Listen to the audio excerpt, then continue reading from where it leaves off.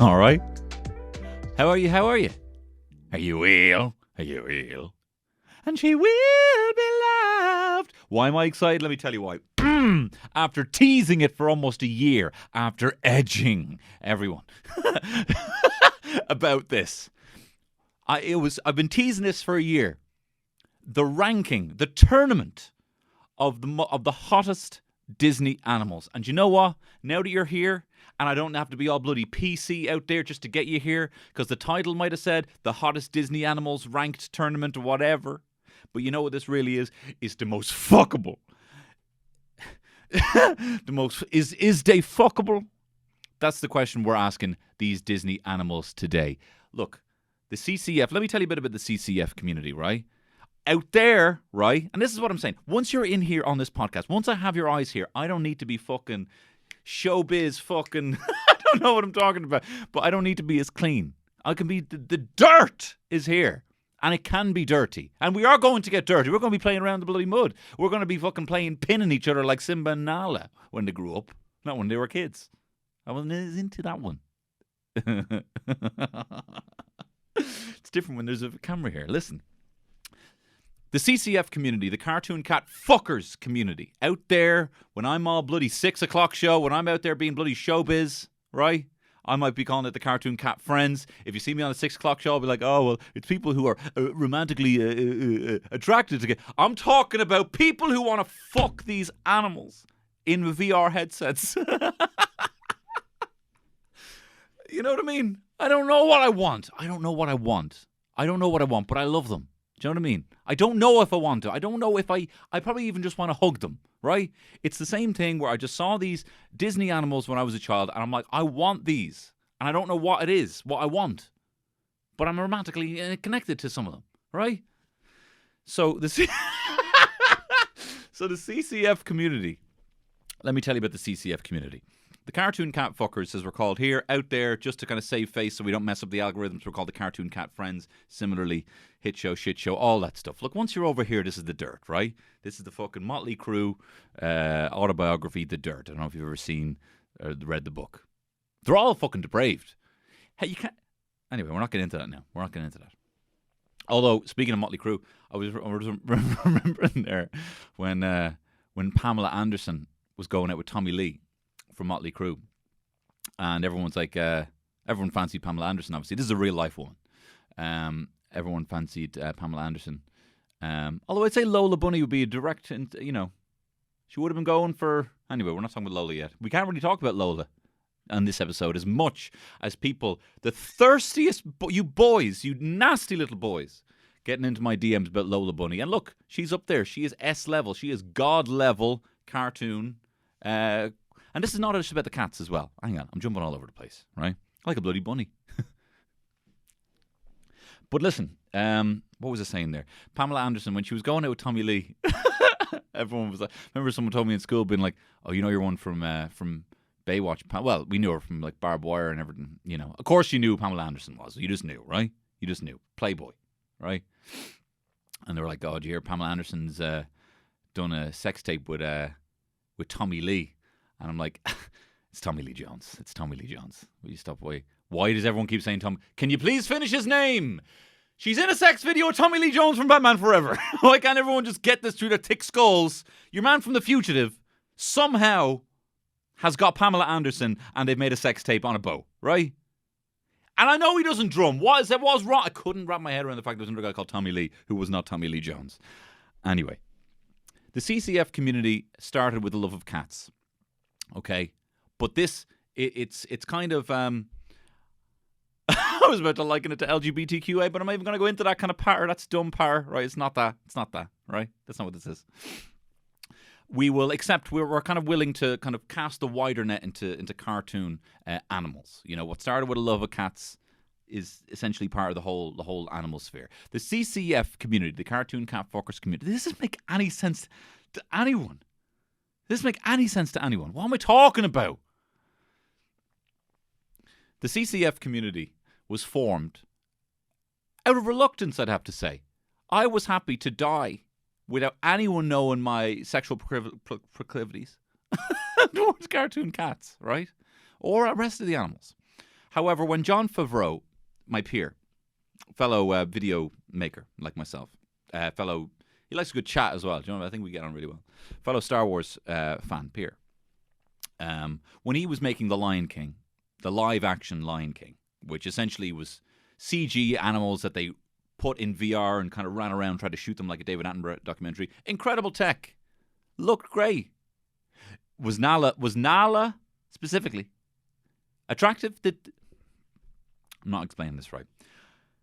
They did a live-action thing, right? But what they did in doing that is they disgraced the hottest cat to ever grace our silver screens, Nala the lioness. And they did her dirty. They even got, fellow stunning woman, Beyonce, to do the voice. And they did her dirty. They made her just look, I couldn't even tell if it looked like a guy, right? All animals, unless they have eyelashes, look like guys to me, right? That makes me a chauvinist? Then I'm a bloody chauvinist. If a dog walks into a room, like, look at this guy. What's his name?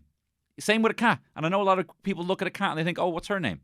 A cat walks in, like, oh, what's his name? Unless it's like bling, bling, bling, bling, bling, and big red lips on an actual animal, then I will think it's a man. Does this make sense? So when Nala was, so when they rolled out this new Nala, right? I was up in arms about it. And my wife was very supportive of it. She's like, you need to do this. You need to say something about this, right? I've never had her get involved. This is a private thing. I've never had her dress up as like a cat or anything like that, right? I'm only kind of like, I'm leaning into this. I'm not acting like that. No, I'm leaning into this. So my wife was very supportive of me. She gave me the old Schofield. She gave me the Schofield treatment. She was like, and no one has been more supportive in this endeavor to bring awareness for people who also fancy cartoon animals. She's been so supportive of this, and she says, look, you need to do this. So I went on Instagram. I got onto bloody Bob Iger in Disney, and I said, Bob, bro, my peer. I also run a business, Tony Cantwell Comedy. I do t-shirts. You're a peer. You're a peer, fellow businessman. Can I speak to you on a business to business level? You are not benefiting us, the community, and Disney as a whole, by releasing this movie in its unedited state, where Nala is just a fucking dime a dozen lioness you'd find on any Serengeti, right? You need to give her lovely eyes. You need to give her nice little lips. Okay? You need to, when Simba finally pins, I'm sorry for being so aggressive there, Nala, and she gives her that look. Can you feel? We need to see that. Anyway, they did it. Great version. You had Donald Glover, you had Beyonce, but when it came down to it, she just looked like a fucking cat. You took away the attraction, you took away the cartoon, you took away the features. And when I was talking about this online, because they didn't end up going with my edited version, I sent them proof after proof. I can try and find some of the drawings I did to improve Nala. They ignored me. And you, phenomenal fellow members of the CCF community, came out in your droves to support. This is I feel like this is actually like a manifesto video that will be shown in the news when I die. When you try, I'm not trying, this is not a militant organization, just to be clear, okay? It's just a social club for people. Anyway, we'll get into that. So what started off is that it turned out there was a lot more people out there than I thought. People came out there, it's like, I totally agree. This Nala is the least fuckable thing I've ever seen. And I have loads of the least fuckable thing I've ever seen. People were saying to me, "What is this?" This woman comes to me, she goes, tears in her eyes. I can't do Donald Trump. Hang on. He's the least fuckable thing. Nala's the least. Man, I don't feel comfortable doing it with a video here. Anyway, people were coming to me and saying that they felt the same way, that Nala was not attractive, and basically, I'm repeating myself. Basically, we came together and we realized there was a lot more people out there, and we have a very simple manifesto: make all cartoon animals fuckable, right? And in terms of policy, we would like you, Micheál Martin, you goddamn trash bag, okay? You bloody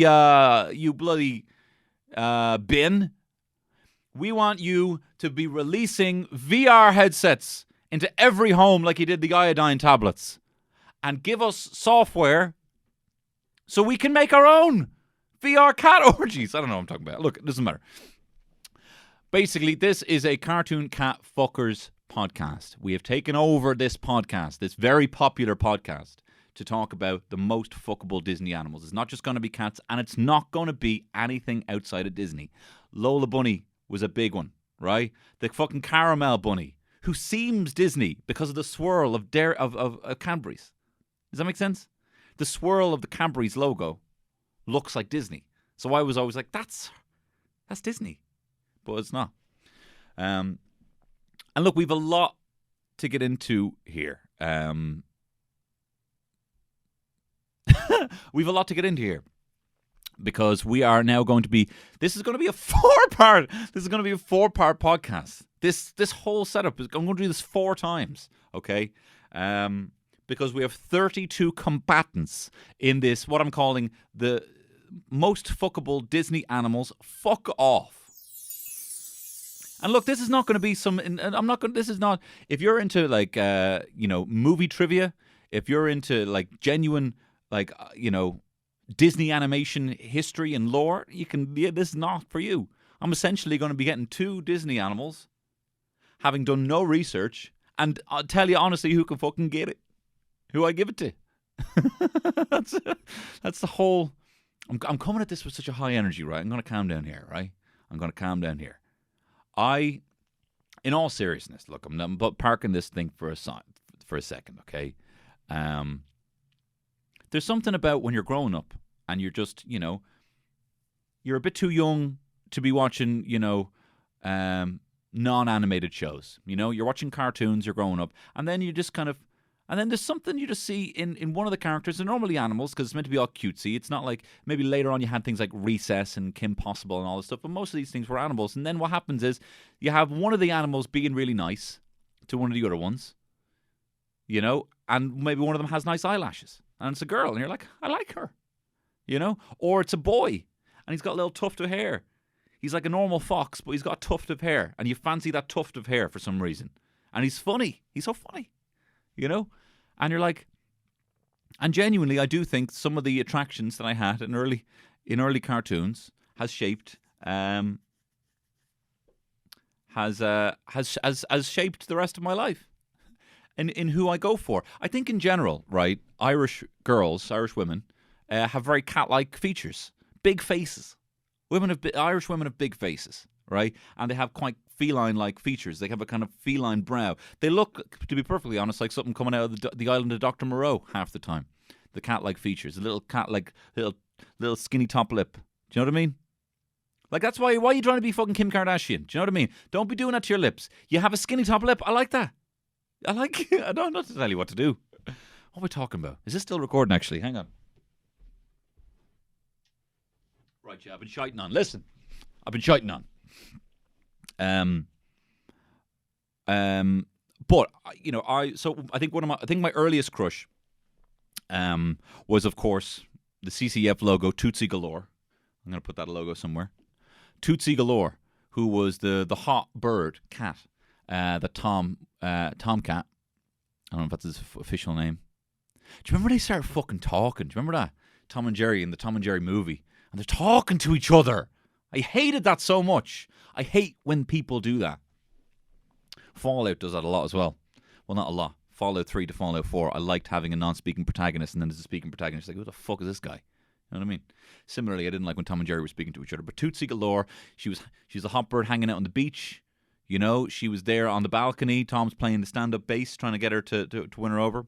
And I was like, she's drawn for a specific reason to be the object of the protagonist's affection. You'll find that a lot in these. They're drawn in a certain way with the eyeshadow and the eyelashes that even now I'm such a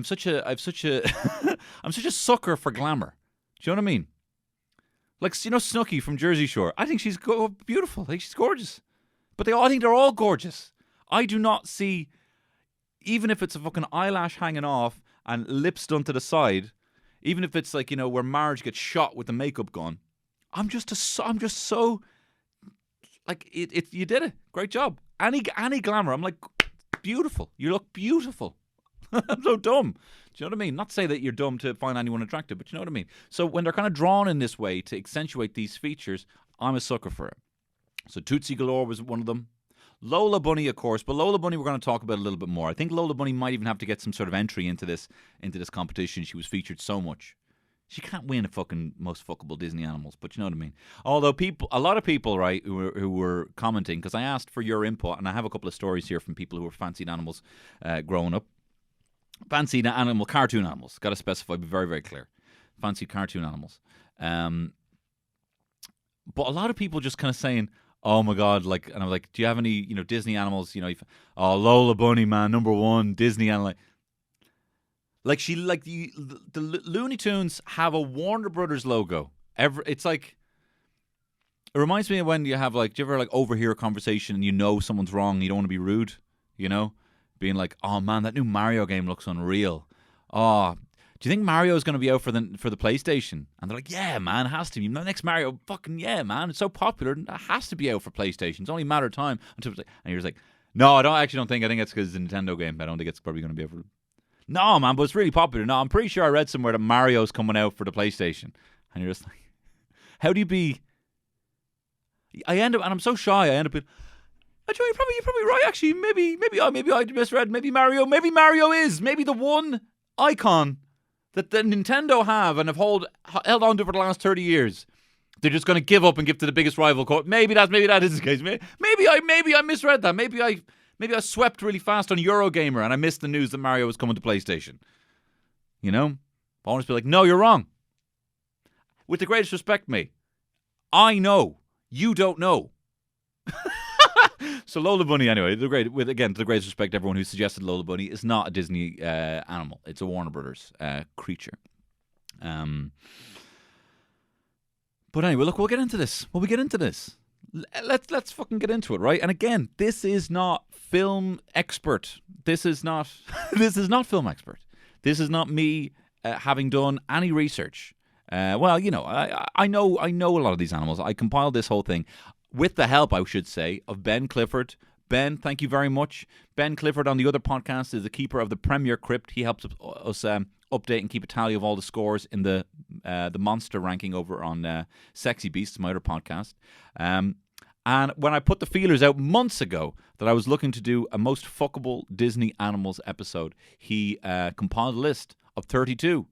I changed it a little bit. He also gave us some good ideas of how, if it was kind of tie-break situation, we could kind of show how one could get over the other. So Ben Clifford, thank you very much. If you would like to follow his podcast and his live stream, he does a podcast called Homebrew Quest. If you like D&D, it's a live D&D.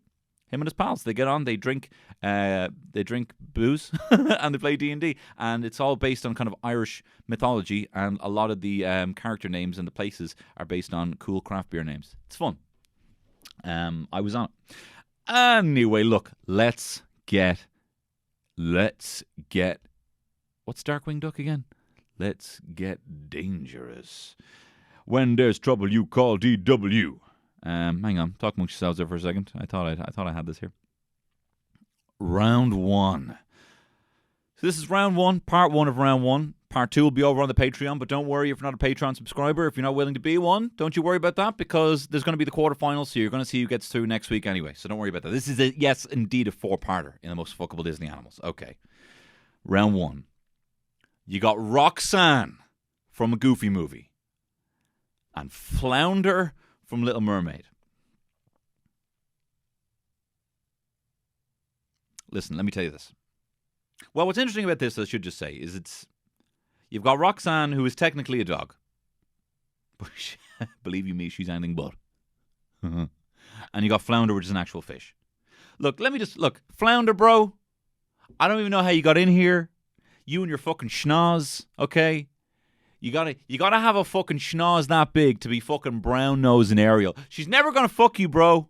She's never gonna fuck you. You're a fish. Even though I suppose, technically, because she's a mermaid, you'd be more likely to be able to actually ride her than a human would. He'd put his little, well, no, he would, she would lay the eggs, and he'd just come by like, fucking skeet, skeet, skeet. He would, that's how they'd have sex. Look, I don't even know. Well, I'll tell you, because I kind of want to look at who the kind of human counterpart. So Roxanne is the love interest of Max Goof from a Goofy movie. In this, look, Roxanne is a hot bird. She's a hot bird. Technically a dog. Flounder is just so awful. He is. I honestly, do you not even, if you like Flounder, forget about finding him attractive, not want to kill him. Smash his head. Look at he's all head. I want to kill him and eat him. Like, he makes me want to kill fish. You know? Anyway, I think if they were the human counterparts, Roxanne would be kind of a Molly Ringwald, kind of Emma Stone kind of character.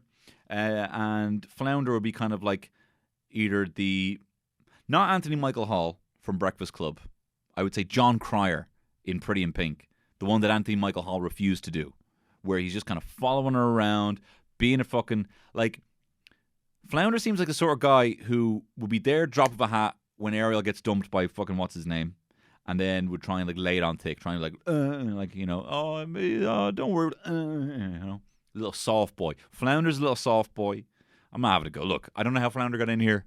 He doesn't belong in here. Roxanne is arguably S tier god level dog Dampy. Roxanne, you've made it through to the next round. Congratulations. Okay, next up. Lady Cluck from Robin Hood and the dog from Beauty and the Beast. At least I assume he's a dog. Well, listen. Robin Hood is going to feature quite a lot in this episode. It has it's got that perfect kind of furry archetype where it's kind of like the up on the hind legs, wears clothes, has a big personality in the face. They're all attractive. They've got nice eyelashes if you're a girl.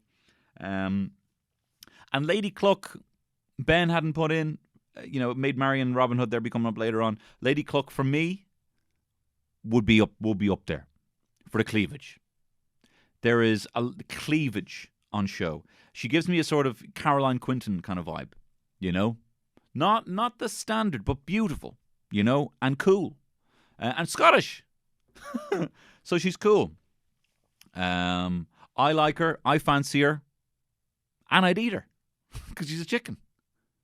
So, So I like her. So, Lady Cluck from Robin Hood against the dog from Beauty and the Beast, or at least I assume he's a dog. Of course, Beast. Okay, Beast. I had a lot of thirsty ladies getting in touch, not of course with me, that never happens, but getting in touch about Beast. And the disappointment, a few gay men as well, that when Beast turned to this scrawny weakling of Prince Adam, because he's this kind of hulking, furry, cuddly. I'd like to get spooned by the guy. He seems, and I don't think he'd kill. Do you know what I mean? I do think he's a bit of a. Is there a scene or something where he has to have a wash and his breath isn't very nice? I think he's dirty. He probably smells like a wet dog, and I don't like that. Like, houses. You go into a house and be like, "There's a dog here." I haven't even seen the dog yet. I imagine he has that whole thing going on around him. And does he have a little lipstick? And I don't like his nose, but he's handsome. Look, I would, if you're looking at a good relationship here, in terms of the passion, you've got it with the Beast. In terms of good communication, I don't think Beast is a strong communicator. I have to give it to Lady Cluck. She was always very clear with Maid Marian. In terms of trust, equal. Beast, again, sacrifices himself to become a beast, to let Belle go. Lady Cluck, she's always been, I don't know what I'm fucking talking about. Look, it's Beast. You got to give it to Beast. I'm realizing now I should have done some some research into this, because this is it. This is it for the next hour. Who I'd give it to. I love, and Lady Cluck as well. She does a thing where she kind of pulls up her skirt and you can see her fucking knickers, man. Like this chicken, and you could eat her. This is the whole thing, like Flounder. But I'd hate eat him. I would joyously eat Lady Cluck, and she's got a sexier name. Also, I think the male counterpart for Beast would be Idris Elba. You know, that's the kind of big dick energy I'm getting off Beast. Big lipstick energy that I'm getting off Beast. But look, I gotta give it to Beast. He's a hunkier guy. He's a sexy guy. As long as he stays a Beast and doesn't turn into a scrawny little Prince Adam, which makes it very interesting what's happening in the next round. That means that Roxanne from the Goofy movie is taking on the fucking Beast in the next step. That is a very exciting turn of events. Okay, next up, we got Judy Hoops, the little bunny, the little cunning. Trying to find this is just dirt versus the fucking penguins from Mary Poppins. Mary Poppins penguins. Couple of good-looking penguins in this group. The ones dancing with fucking Dick Van Dyke. Hello, Mary Poppins. Where you getting them penguins from? You know, he does that Cockney accent. This one isn't necessarily as exciting, but look, Judy Hoops, she's hot. Judy Hoops is hot.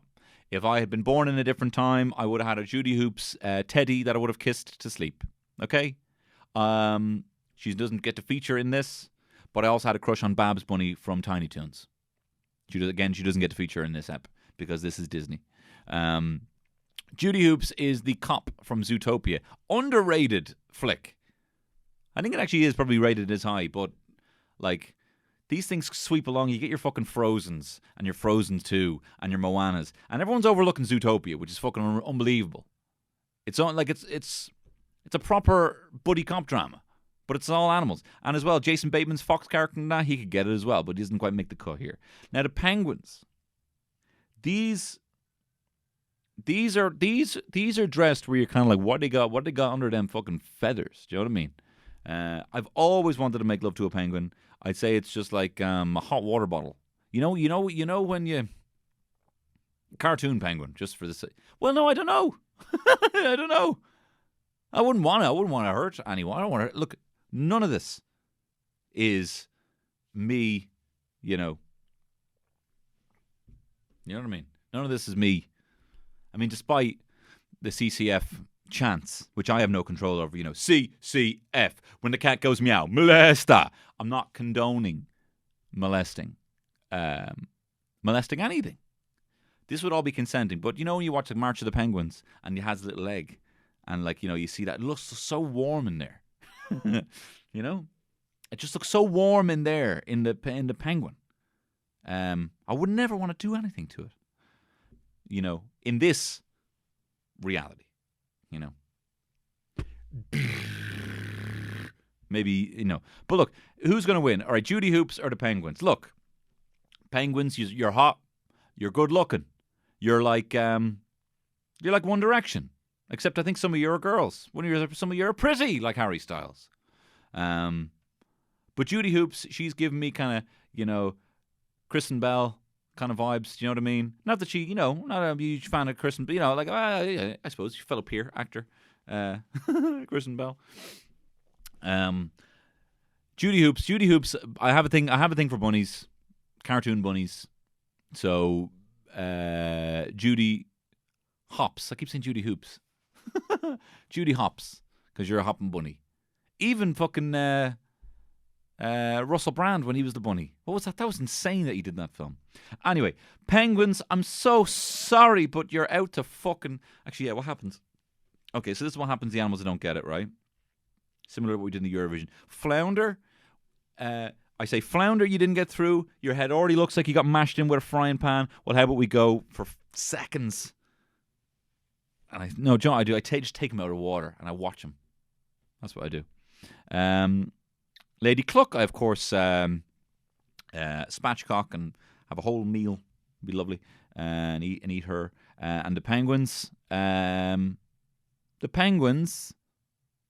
want to make a kind of a tuxedo out of them. See how they like it. Since they're wearing a tuxedo. Okay, next up. Okay.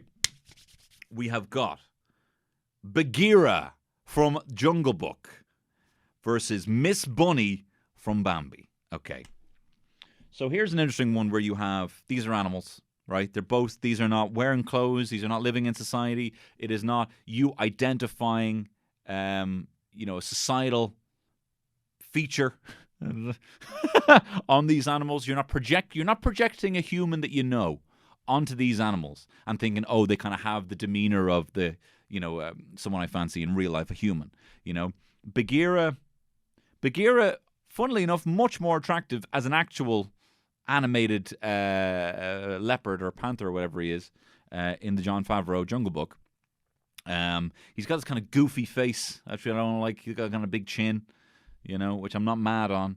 But look, he's the cat, so that's pushed him forward there. Someone got in contact and said he gives off big kind of very kind of eloquent, sophisticated, gay energy. Kind of like someone who might meet in a hotel for a cocktail, and somehow just convince you to, to do something with him. He's kind of like that kind of sophisticated kind of Ricky Roma kind of Glengarry Glen Ross kind of vibe, even though he's kind of an eloquent kind of Ben Kingsley kind of character, or kind of Benedict Cumberbatch. He would talk for ages and he'd be like, I don't know what the fuck you said, but Jesus, that's really interesting, But then you have this fucking pin-up, Miss Bunny from Bambi, the kind of lady thumper, the one that has Thumper go, both his feet.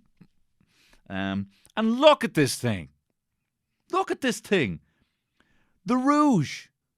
The orgasm rouge. Look at the jabs on this thing. Like they knew what they were doing. The cheeks on this thing. They knew what they were doing. And it's like pops up. This is why literally this rabbit pops up. Bambi came out in the fucking 1930s. It's almost 100 years old, right? And this character popped up for a second, and we're still talking about this rabbit. This is a Kate Upton in a bunny. This is Kate Upton in a bunny. That's the kind of vibe. You know what I mean? And it's not fair, right?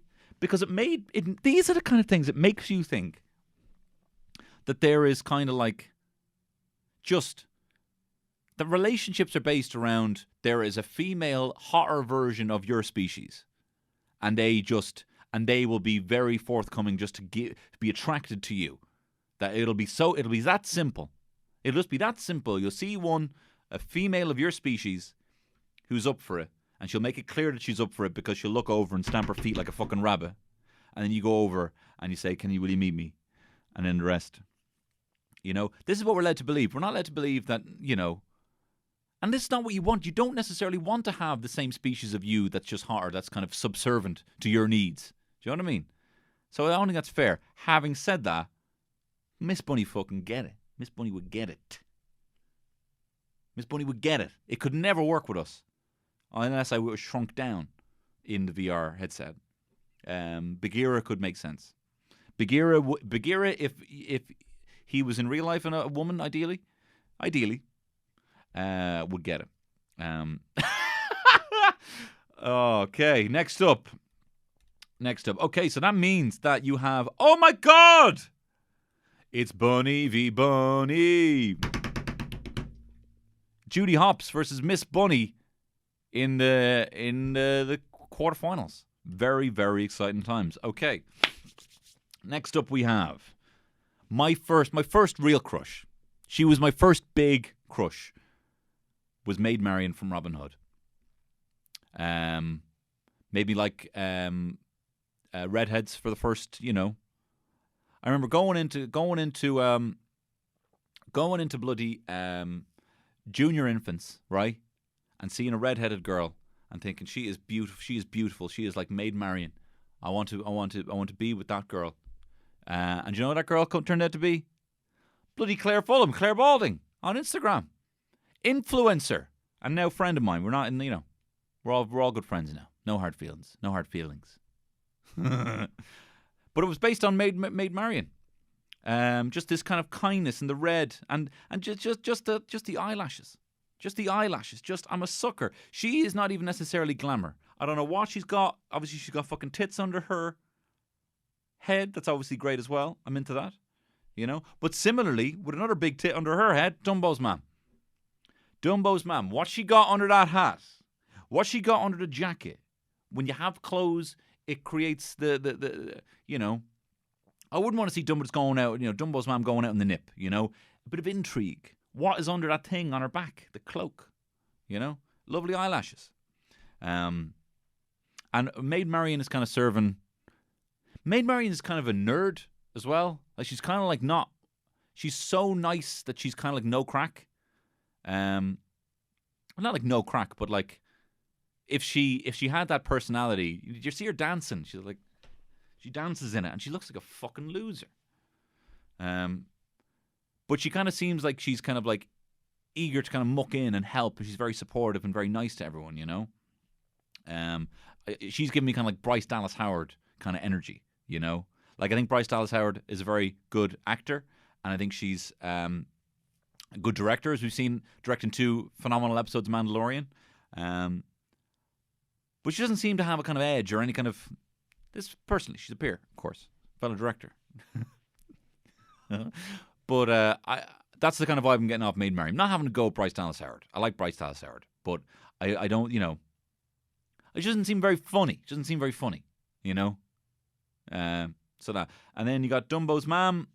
I don't want to say who would be the kind of who would be the female counterpart to Dumbo's mom. That wouldn't be very nice. No offense to Dumbo's mom. Yeah, like I mean, I can't even it could never work with me and Dumbo's mom. I don't want to have another kid. No, that's not true. But I don't want to, I don't want to adopt a fucking elephant. You know what I mean? Big-eared freak. Fucking freak, son. Yeah, you can get it, love, but your freak son has to wait outside. Fucking, I'll be the evil stepfather of Dumbo. You'll be glad to know, you big-eared twat, that me and your mom are getting married.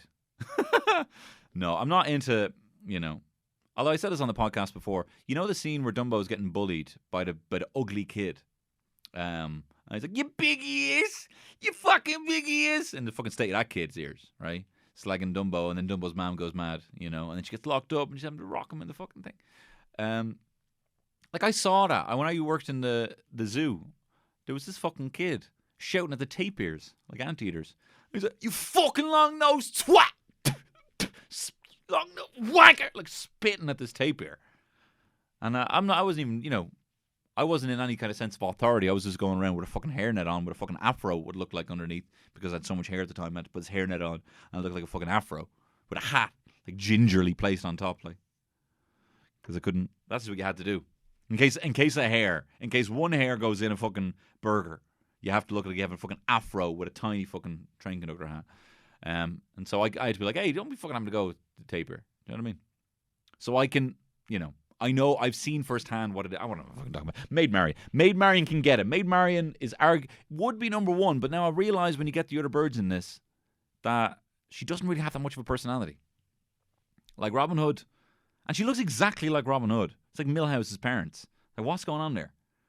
You know what I mean? That's an episode of The Simpsons they need to do. Milhouse's parents turn out to be related, right? And they need to address the fact that Smithers used to be black.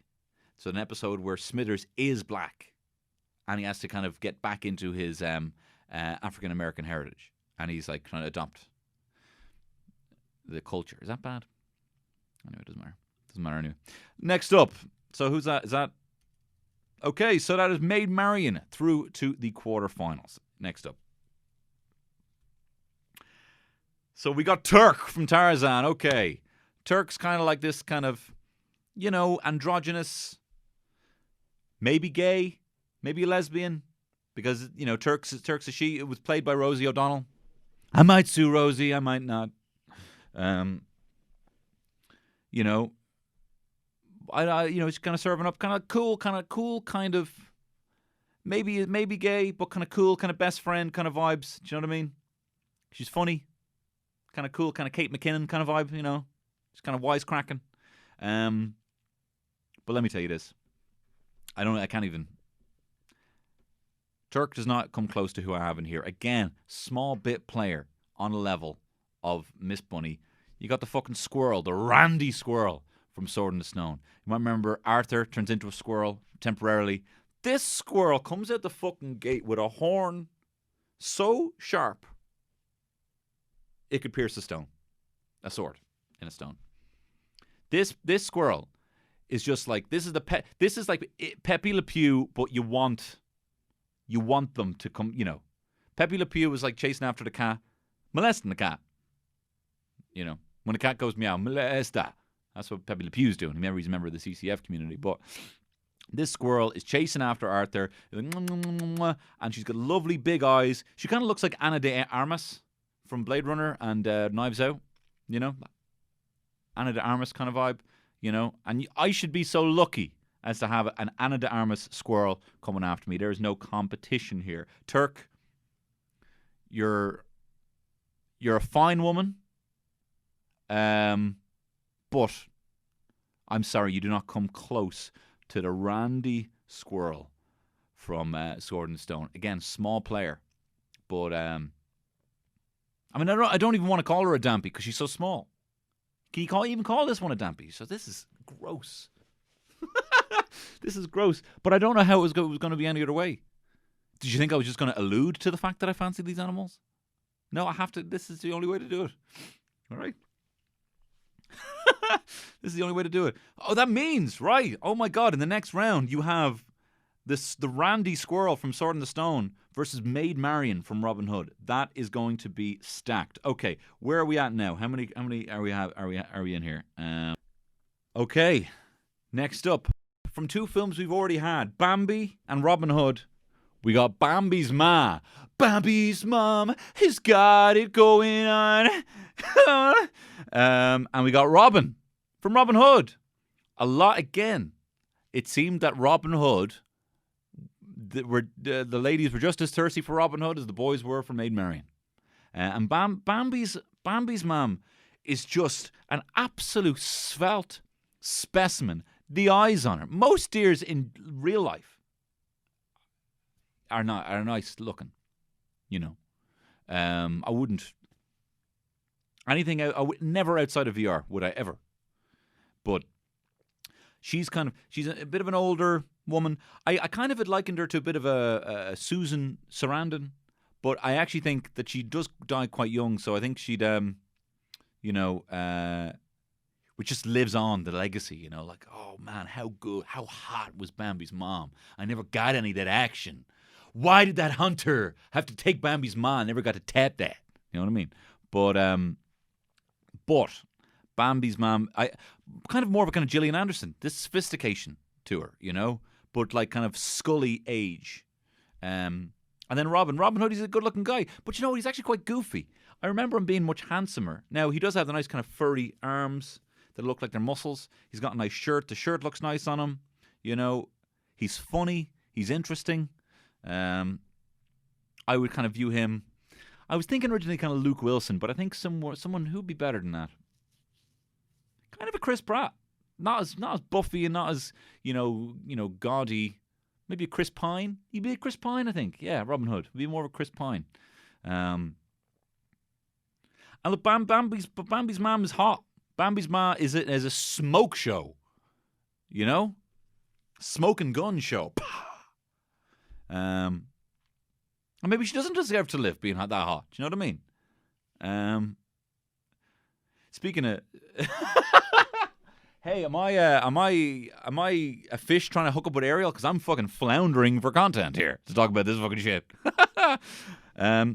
Look, I also kind of dug Robin Hood. I actually dug Robin as well. I wouldn't kick him out of bed. I wouldn't mind rolling over to him, giving him a bit of a spoon, getting a little tickle off his tail. And Bambi's mom, it's too much, comes with the baggage again.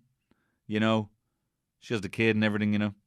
And the kid is like a stag as well. He's trying to fight me. I'm not Bambi. I'm talking about. I'm not interested. So Bambi, with the greatest respect, Bambi's mom. You're fucking dead again, bitch. I shouldn't have said bitch. And hang on, some people are also dead here. Who's dead? Bagheera, well, I'd probably make a lovely rug out of him. Have him in front of a fireplace. Be really nice. Dumbo's mom, can you get ivory out of ladies? Make a nice piano out of her. I would... Maybe one of those, like, the seats, you know? You have a... Nah, I'd let her... Look, go on. Go on. Go on. Before I change my fucking mind, go on. Take your fucking big-eared freak with you. Okay, go away. Turk, I'd have as a little friend. I'd let live and have as a little friend. But you got to be careful now, because if you have your own, you can't have apes in homes. They rip off your face and they tear off your hands. So you can't be messing with chimps. That's sinewy fucking strength. And your one had her face ripped off, famously, and she had the face transplant. She had drugged the chimp and was bringing it into her car, and then it freaked and tore off. I don't want to talk about this anymore. And then Bambi again. She rises. What was that? Oh, you actually want to no, get pa dead. Okay, how many is that now? Okay, that is okay. Last one of this contest, and then we'll see what happens in the next episode. Get ready for the next episode. Hey. Okay, so you've got, to be perfectly honest, one of my first crushes, and I don't want. It's embarrassing. It stirred feelings in me in a bit of a weird way. I'm not going to lie, and that is Kaa the snake, who's a fella, whatever, from the Jungle Book. The song "Trust in Me" is a very sexy song. It's this whole hypnosis kind of thing, this whole suggestive kind of vibe. I don't like that something stirred in me, but I can't take it away, so I have to fess up to it. Kaa, look, you did it. And I'm so glad they brought in ScarJo for the Jon Favreau version. I'm like, oh, that's kind of what the vibe they were going for. It was Scarlett Johansson the whole time. It was guys. You know the hot snake from Jungle Book, the original Jungle Book. Turns out it was Scarlett Johansson the whole time, guys. So it's fine that it's fine if I got to, I didn't, but I couldn't maintain them then, back at that age. So you got Kaa, the snake. And one I wasn't familiar with, but once I found out about her, oh my God, did I go down a bloody deep dive? Vixey from Fox and the Hound. This is the hot vixen. I've never seen Fox and the Hound. But this, when the fox gets kind of separated with the hound, I don't fucking know what happened. The fox goes into the woods, sees his Vixey, and look at this bird. This is proper, voluptuous vulpine. Is that a fox? Voluptuous vulpine. Hang on, talk amongst yourselves there for a second. Vulpine. Yep. Yes. Voluptuous vulpine is Vixey. She's got the eyes. She's got the demeanor. She's got the fucking jabs. This is a Christina Hendricks of foxes. That's fucking Jesus. I'm being so. I don't mean to be objectifying women as well here. So you got kind of this Darren Brown sexiness from Kaa, and then the kind of Christina Hendricks voluptuous fox energy. I'm sorry to do this.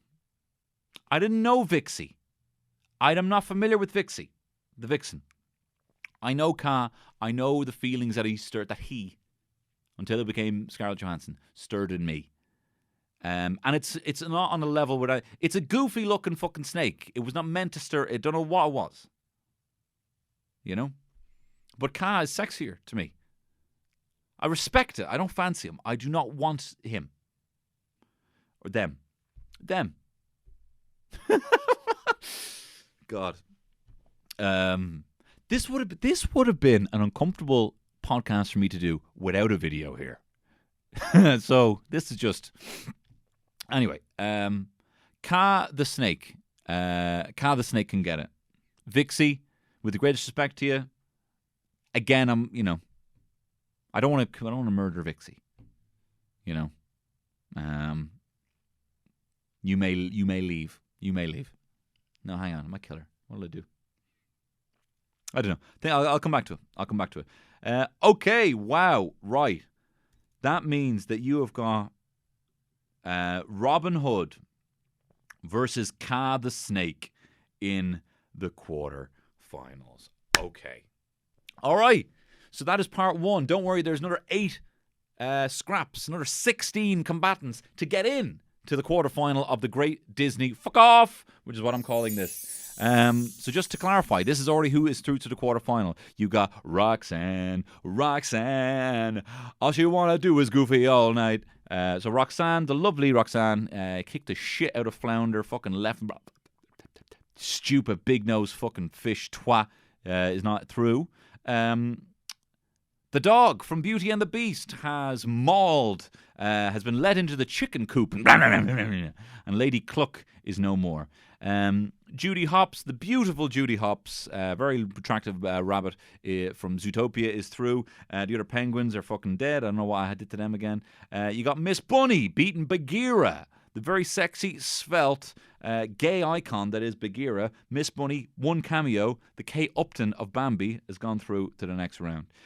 Dumbo's mom has suffered another bloody travesty. Not only was she jailed and had her son removed, she lost to Maid Marian, my first crush in this tournament, and Maid Marian is through to the next round. You have got the Hot Squirrel, the cameo appearing Hot Squirrel from Sword in the Stone, who beat Turk from Tarzan, Turk the gorilla from Tarzan. You've got Robin Hood beating Bambi's mom again and again. She will not fucking stop dying.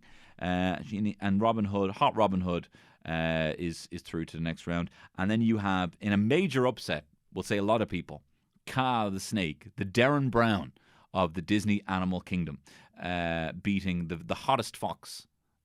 No, that's not true.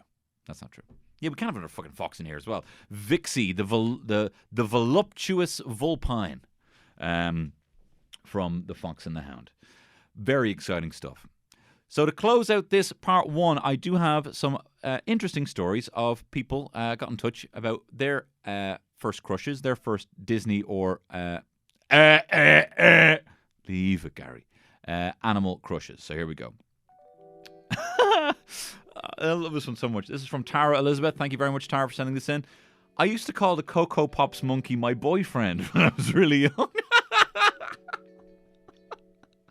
Right in the box. That's my boyfriend. My boyfriend. That's so... I find that so funny. Thank you, Tara, for sending that in. I know he's not a Disney character, but still. No, thank you very much for sending that in. This person has asked to remain anonymous. And on the topic of Vixey, the voluptuous vulpine, they have written this. When we were younger, we got a copy of The Fox and the Hound on VHS from my granny, since it was the only VHS we had. I mean, at the end of the day, do you know what I'm having a go at you, but we never called them VHS back then. We called them videos. Do you know what I mean? Not having a go. Since it was one of the only VHS tapes we had, my siblings and I used to watch the film every day, The Fox and the Hound. Which seems mental now, as it's one of the saddest, most depressing tales ever committed to film. But also probably explains why today I'm such a horrible, miserable bastard. Anyway, when Todd, the male fox, gets dropped off in the woods on his own by the old woman, he eventually meets Vixey, the sexy lady fox. She had a slender figure, big, beautiful, doomy eyes, fluttering eyelashes, some carefully applied eyeliner, a cheeky grin, narrower waist, and wider hips than Todd, a furry breast and a big, soft, bushy tail. She looked sweet and innocent, but she definitely had a devilishly dark side. Possibly into rimming or water sports. I would like to commit her for your suggestion. Thank you very much. Well, look, thank you very much for sending that in. Unfortunately, we got too many. We can't believe move for the hot foxes in this tournament. So I'm sorry, This person has not made it through. All right, next up we have got. Okay, next up, another person who was asked to remain anonymous. Look, this is fine. You can be anonymous first. You know what I mean? This is all about coming forward about your attraction to animated animals. And then the next step would be, admitting it by applying your own name. Not a Disney character per se, but I do remember my earliest memory of getting HAAARD, hieroglyphical animated animal arousal reaction to a drawing. Anyway, getting hard, being directly caused by Candy Kong from Donkey Kong 64. The game was Donkey Kong Country on the Super Nintendo. I think it's Donkey Kong 64. Yeah, Not Donkey Kong Country. I'm just going to correct you there, mate. I'm just going to fucking correct you there. I was just a boy, maybe 9 or 10 years old. My life up until this point had been rather pure and innocent. Uninflected. Uninfected, I think you meant, if you will. This was until I stuck the cartridge in the console, and just like that dust-filled cartridge, my mind and my pants were blown that day. There she stood at the save point in front of this candy-striped stand, my mouth ajar as I fixated directly on her 64-bit bosom. A weird enchantment fell over me with every kiss she blew in my direction, like the swinging of a hypnotist's watch. How I yearned to be a vine in which she swung upon. I'd spend hours on that save screen, too young to know why I was feeling this way, but old enough to know that I liked it. Eventually, though, Christmas rolled around and I upgraded to a PlayStation 1, I was now a man, and my attention turned to the arousing depiction of the actual human entities in the form of Tomb Raider's Lara Croft or SmackDown's Trish Stratus. But every now and again, when I come in contact with candy-striped decor or Primate, or the primate part of the zoo, I'm immediately brought back to that sweet, sweet moment where all of my innocence was snatched from me, like a banana, snatched from its peel. The raw, primitive arousal. If only you could save me now, my original Candy Crush, my Queen Kong. I would love to say who you are, because that is phenomenal prose. I just didn't read it the best way. Thank you very much for sending that in. Okay. Again, wants to remain anonymous. I got my first semi to Princess Atta from A Bug's Life. I used to bait me Mickey with the TV remote because I felt such shame at being attracted to a fucking ant. Thank you very much for for sending that in. She had those Bella Hadid cheekbones, and she was voiced by Julia Louis-Dreyfus. I used to watch it before school and then pretend to feel sick because I couldn't go junior infants with a stand-up willy. Thank you very much for sending that in. Again, anonymous person. Thank you very much for the courage. And thank you very much, everyone who submitted a story, everyone who suggested animals for me to put into this most fuckable Disney animal tournament. This is just part 1. Part 2 is going to be over on the Patreon. So if you like this, and even if you want to support this podcast, regardless if you want to hear the next one, you can go over there on Patreon for the equivalent of the price of a pint a month. You can get like 30-something podcasts over there, and they're every single Friday. So on Friday, we're going to have part 2 over there. But don't worry, if you're not in a position to give, don't worry, because the quarterfinals will be on next Tuesday, and you'll be able to see exactly who made it through to those rounds. So don't you worry about that. And thank you very much for supporting this. If you are a Patreon subscriber, or just if you're a casual fan, thank you very much. Thank you for supporting me in the video, the Bake Off video. Because of that, I'm doing this one on video as well. And look, I will probably see you on Thursday with the Bake Off podcast. I'll see you on Friday on the Patreon, and if not, I'll see you next Tuesday on here. All the best.